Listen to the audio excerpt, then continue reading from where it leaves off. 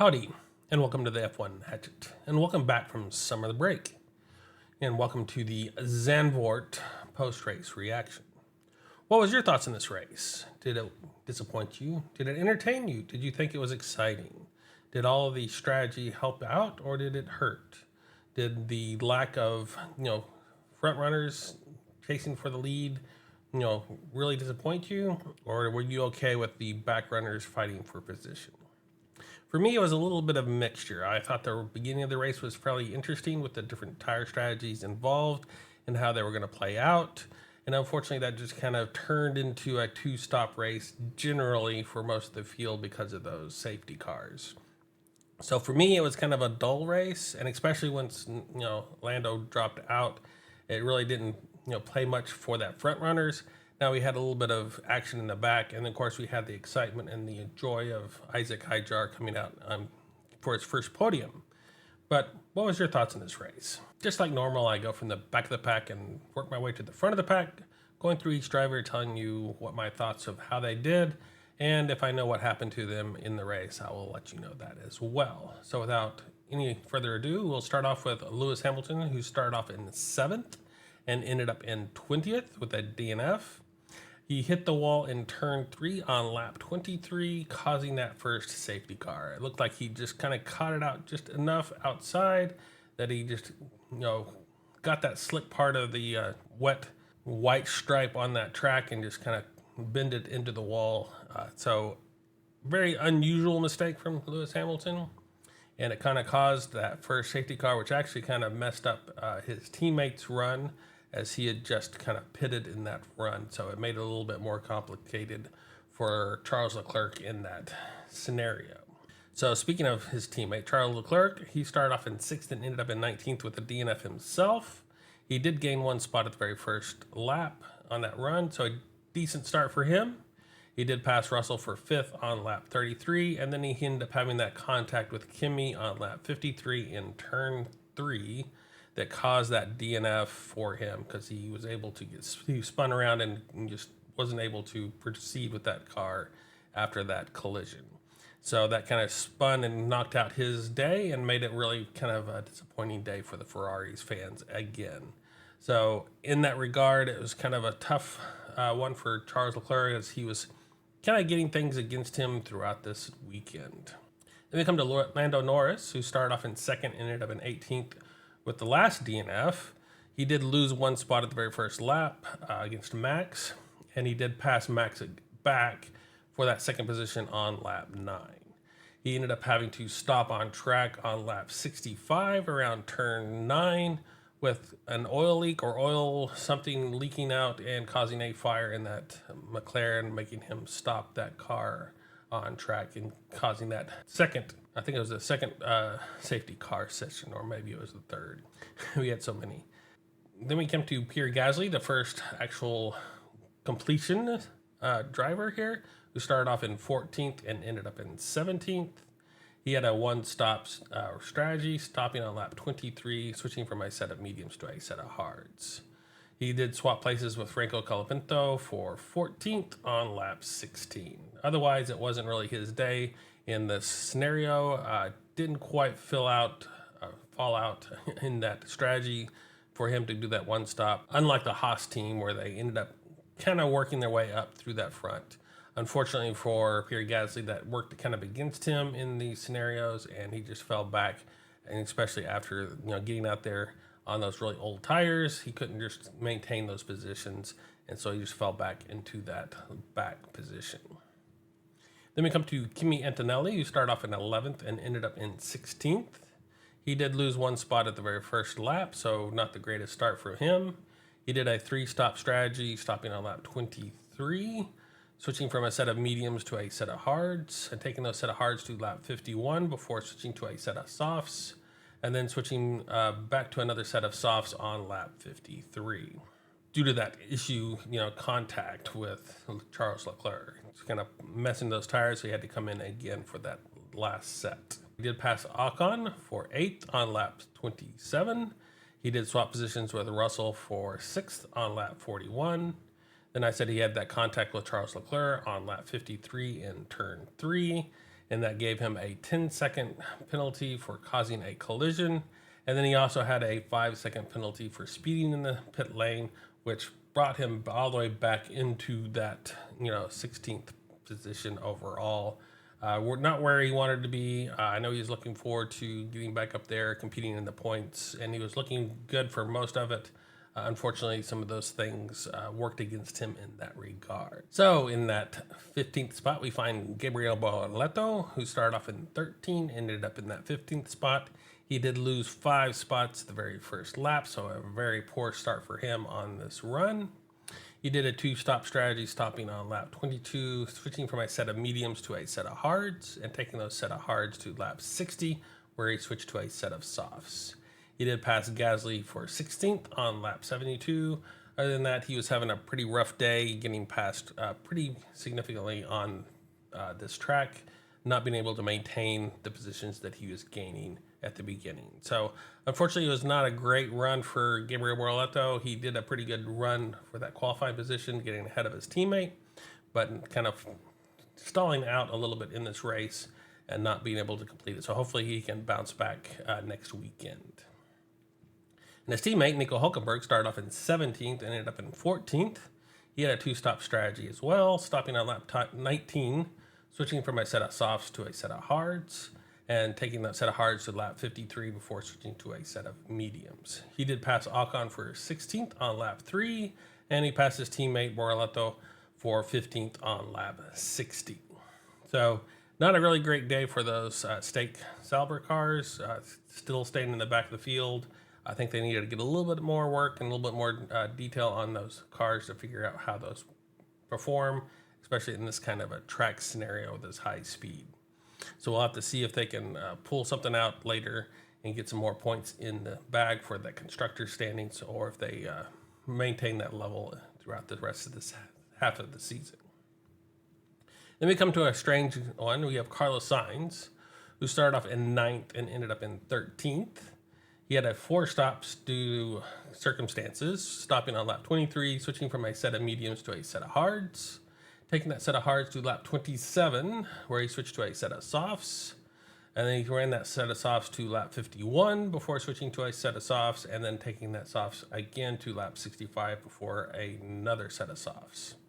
He did have contact with Lawson on lap 27 that caused him some front wing damage, so it delayed his pit stop, getting that front wing switched out. And then he also got a 10-second penalty for causing that collision with Lawson, which he was very disappointed in and didn't understand that. And so he was trying to look for an opportunity where he could talk to the stewards about that, because he was thinking that it was, Lawson's fault and not his fault. And then due to all that and actually getting a 10-second penalty on top of that was very disappointing for him. And so he's trying to figure out how that played out. He even said he had looked at the replay and was still convinced that he was in the right. So we'll have to see how that plays out, if he's going to get a chance to talk to the stewards or not for the future aspects of those kind of passes. He did pass Borleto for 16th on lap 70. He passed Gasly for 15th on lap 71 and passed Hülkenberg for 14th on lap 71 as well. So he came back pretty strong at the end, but not quite enough to get back up into the points. So unfortunate for him, he kind of knocked himself out of this race and couldn't really come back from that due to that contact with Lawson. And as Lawson ended up 1 spot ahead of him, so we see him starting off in 8th and ended up in 12th. He had a 3-stop strategy, stopping on lap 23, switching from a set of mediums to a set of hards, taking the set of hards to lap 27, switching to a set of softs, and taking that set of softs to lap 52 before switching to another set of softs. As I said, he had contact with Carlos Sainz on lap 27 in turn 1, and he passed Hülkenberg for 14th on lap 69, and passed Gasly for 13th on lap 71. And then we come to Franco Colapinto, who started off in 16th and ended up in 11th. He did gain 1 spot at the very first lap, so a decent start for him. He did a 3-stop strategy, stopping on lap 19, switching from a set of softs to a set of hards, taking that set of hards to lap 53 before switching to a set of mediums, and taking that set of mediums to lap 65 at the end to switch to a set of softs to see if he can gain a little more positions at the end. And he did pass Gasly for 14th on lap 5, Passed Ocon for 14th on lap 58. Passed Borletto for 14th on lap 60. Passed Hulkenberg for 13th on lap 69. And passed Gasly for 12th on lap 71. So that gets us to the bottom 10. And you know what you want to do? You want to hit that like, subscribe button, and leave a comment, and would really help me out as well in these videos. So in that 10th spot, we find Esteban Ocon, who started off in 18th and ended up in 10th. So a pretty good run for him.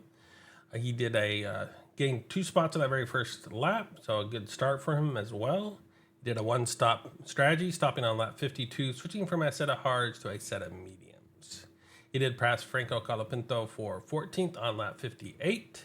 He passed Borletto for 13th on lap 60 and passed Gasly for 11th on lap 71. So a pretty good job from Esteban Ocon doing that 1-stop and making it work overall in this weird race that we had. A couple of safety cars in and kind of played that out to his advantage on some of those stops. So I think that kind of helped him out in this regard, making that 1-stop really play out. Even though he stopped right before that safety car came out, so he kind of hurt himself slightly in that regard, but overall I think he did a good job. And we come to Yuki Tsunoda, who started off in 12th and ended up in 9th. He gained 1 spot at the very first lap, so a decent start from him as well. He had a 2-stop strategy, stopping on lap 19, switching from a set of softs to a set of hards, taking that set of hards to lap 53 before switching back to a set of softs. He did pass Alonso for 12th on lap 27, passed Borletto for 12th on lap 59, passed Gasly for 10th on lap 69, and had a little bit of reported throttle issues about, percentages of what he would get, when that throttle was played out. So I'm not sure exactly how that was measured and how well, but he ended up playing that out fairly well in this race with that issue. Still gaining up there into the 9th spot. So it's still a pretty good run for him, gaining some points, getting him back up there a little bit closer to that point range where he wants to go in that high end, top 5 positions, closer to his teammate. Now with those issues in there, I think you can't expect a whole lot more, and this race was kind of weird to start off with. So if he could qualify a little bit better and get up there a little bit closer to his teammate in the beginning, I think he'll do a really good job. So a decent run from Yuki Tsunoda. And then we come to Fernando Alonso, who started off in 10th and ended up in 8th. He did lose 3 spots at the very first lap, so a pretty poor start for Fernando, which is unusual for him. He did a 2-stop strategy, stopping on lap 18, switching from a set of mediums to a set of hards, taking that set of hards to lap 40 before switching to another set of hards. He did pass Hulkenberg for 16th on lap 50, passed Borletto for 15th on lap 51, and passed Gasly for 10th on lap 65. So I know those Aston Martins were fairly good this weekend, and so it's good to see them get up there and get some okay points. I know they were kind of disappointed, hoping to get up a little bit farther up in the grid, especially with some of the chaos that happened. And so we'll have to see how that plays out in the future, but I think a decent job, just not what the perfect weekend that they really were looking for in this regard. And his teammate, Lance Stroll, started off a little bit behind him in 19th, but ended up in 7th. He had a 2-stop strategy as well, stopping on lap 8, switching from a set of mediums to a set of hards, and taking that set of hards all the way to lap 52 before switching to another set of hards. He did pass Borletto for 18th on lap 3, passed Ocon for 9th on lap 29, and passed Gasly for 9th on lap 69. So if he could have made that qualifying session without crashing and having to be grandfathered or pushed in to be able to race this race at all in that regard from the stewards, he could have really had a good showing here, I think. Unfortunately, starting so far back, it kind of hindered him quite a bit on getting up there, but it was still a good job for him getting up there all the way up into that 7th position from that 19th place. So really good run for him. Unfortunately, I think it could have been a lot better if he had figured out his qualifying a little bit better and not put that car into the wall in that qualifying session. So to him, it's kind of a mixed bag, I think. A good run in the race. I think it could have been a lot better overall. Then we come to Oliver Bearman, who started off in 20th and ended up in 6th. He did start from the pit lane because he changed some power unit elements in Parc Ferme, so he started from that pit lane in that 20th position. He did a 1-stop race, stopping on lap 53, switching from a set of hards to a set of mediums. He did pass Borletto for 10th on lap 58 and passed Gasly for 8th on lap 63. So I think Oliver really did an excellent job coming all the way from the back, getting all the way up into that 6th position with a little bit of luck, of course, but it still played out, and being able to manage that one stop in the perfect scenario and keeping those positions and being able to really push even at the end a little bit and get some positions at the end to maintain that 6th position and get really good points for him was an excellent job, I think, for Oliver Bearman in that scenario. So a really good job. This gets us to our top 5, where I was surprised to find Alexander Albon, who started off in 15th and ended up in 5th. He did a whopping 5 spots on that very first lap, so he did an excellent start there, being able to, figure out the best position for that car and not getting in any trouble, but actually gaining spots all the way up to, for that 5 positions that he gained on that very first lap. He did a 2-stop strategy, stopping on lap 23, switching from a set of mediums to a set of hards, taking that set of hards to lap 53 before switching to a set of softs. And he did pass Ocon for 9th on lap 27. So with him struggling so much in that, practice session and the qualifying, I was expecting him to remain in the back and maybe get to that bottom of the points instead of up where that 5th position was. So excellent job for Alexander Albon. And of course, he outdid his teammate in circumstances in this regard as well. So he didn't get in any trouble. So he pushed himself up, gaining more points, being the leader of that Williams team at this point in time. So we'll have to see if Sainz can come back and really put pressure on Alex, or if Alex is going to continue to be the number 1 and put pressure on Sainz, who came into this team this year. Then we come to George Russell, who started off in 5th and ended up in 4th. He did lose a spot at the very first lap, so not the best start for him. He did a 2-stop strategy, stopping on lap 23, switching from a set of mediums to a set of hards, taking that set of hards like normal for everybody else to lap 53 before switching to a set of softs. He had a pretty clean race, didn't really get into trouble, but he was kind of confused at one point where he had to switch places with Kimi as he was, had some damage on his car and was dropping back a little bit, and so his teammate was a little bit faster, but he complied with that and ended up maintaining that and getting into that 4th position. So some really good points for him in that regard, where that Mercedes may not have been the best overall. So a really good job from him and being a team player and still coming out on top overall. Then we come to the star of the show, Isaac Hydjar, who started off in 4th and ended up in 3rd. He had a 2-stop strategy, stopping on lap 23, switching from a set of mediums to a set of hards, taking that set of hards to that next stop with lap 53 before switching to a set of softs. He was also the driver of the day, which I can definitely see with him getting the first podium for his career in F1, and being a rookie on top of that, helps out tremendously. And he did an excellent job in that qualifying and a good job in this race defending and making sure that he didn't lose those positions after he claimed those in that qualifying session, and was able to maintain a decent pace throughout this race. So excellent job from him in all this race. And now, for some reason, if I wasn't going to give Isaac Hydjar the driver of the day, there's a couple other pretty well people that did a really good job coming from the back to the front, like Alexander Albon, Esteban Ocon, Oliver Bearman, and Lance Stroll. So, there's quite a few to pick from on that coming from the back to the front.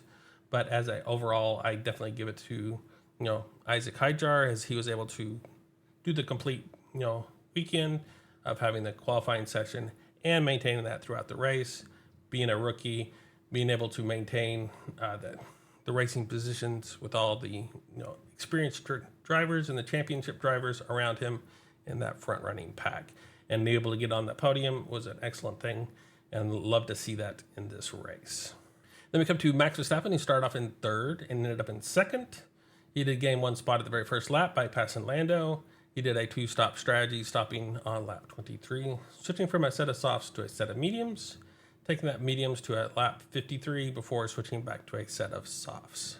And I said he did pass Lando for first place on lap 1 in that first turn. Other than that, he pretty had a clean race. I know he's complained a little bit about his car not being up to snuff, but he was still maintained that. And yes, he wasn't being able to compete with the McLarens, but he was definitely in that third position overall, and just happened, to inherit that second position because of the bad luck from Lando. And so I think he deserves that position because of that. He definitely deserves the third position if he wasn't get the second position, because he was maintaining that lead fairly strongly in overall. So a really good job for him in this running, because I know the Red Bulls were claiming that they weren't very good overall and starting to drop off for this season. So they're not looking forward to a whole lot of wins or podiums the rest of this season. So a really good job from him in his home race to be able to jump back and kind of show what he can do in that Red Bull. Then, of course, we have Oscar Piastri, who started off in first and ended up in first. He had a two-stop strategy, stopping on lap 23, switching from a set of mediums to a set of hards. And on lap 53, he switched from those set of hards to another set of hards. And, of course, he had the fastest lap on lap 60. And, of course, maintained the lead of the race the whole time. Had really good, start at the beginning, and he maintained those restarts from those safety cars as well, managing the other drivers to maintain those first position throughout the whole race. I know there's a lot of pressure on him through all that with Max and with Lando in that regard throughout this race. So good race for him, and maintaining being calm and cool and collected throughout this race, and just showing what he can do, and putting a lot more pressure on Lando because of this gap now that he has in the Drivers' Championship. So to kind of give you an idea of how this race went, on lap 5, we had a 2.85 second lead for Oscar over Max. By lap 10, it was a 4.24 second lead for Oscar over Lando. By lap 15, it was a 3.12 second lead for Oscar over Lando. And then we have the first safety car on lap 23 to that 26 marker where Hamilton hit the wall. And this is that graph, and hopefully you can see some of this information, because this is right before that first safety car came out, and we can kind of see some of the gaps there, not precisely on the lap sections, but again, give you a good view over how the field was playing out before that first safety car came out. So we basically see that Piastri was like 3.4 seconds ahead of Lando. And then we have Max Verstappen way behind Lando with 14.38 seconds in that gap. Now, the rest of the field was kind of close by to that second tier. And then we had, dropping back into the field. And of course, we already had a couple of people stop for their pit stops. So they're at the back of the field in this regard. So due to that, first safety car that was coming out between lap 23 and lap 26 because of Hamilton, we had that big drop off of people coming in, and then we had another virtual safety car at lap 31 and 32 due to picking up some debris on the track, so that kind of slowed the traffic down a little bit. But we were back up and running on lap 36, about halfway through the race. We have a 1.21 second lead for Oscar over Lando. And lap 50, we had a 1.78 second lead for Oscar over Lando. And then we had that next safety car come out in between lap 53 and 57 because of that contact with Kimi and Leclerc, where Leclerc ended up spinning and, stopping on track because he could not proceed in that Ferrari. And this is a little graph of right before that second safety car came out in that roughly 53, a little bit before that gap. And you can kind of see the averages there for, the people. So we had Lando still, behind Piastri by a 1.3 second-ish. But again, Max Verstappen was back behind Lando for 11.28 seconds. And then, of course, Isaac Hydjar was, 14 seconds behind Lando. So we had that 3 seconds gap there, and it was falling back. And so you kind of get an idea of how the field was going even after that first safety car. And that kind of played out the rest of the race in that regard. So we have lap 60, as I said. We had a 1.55 second lead for Oscar over Lando. And then we had the final safety car come out on lap 65 and 68, where Lando stopped on track. And that kind of kept everybody in running. We had only a couple people that were bunching up the field again for that last battle at the very end. So by the end, like lap 65, we had a 10.65 second lead for Oscar over Max, as I said.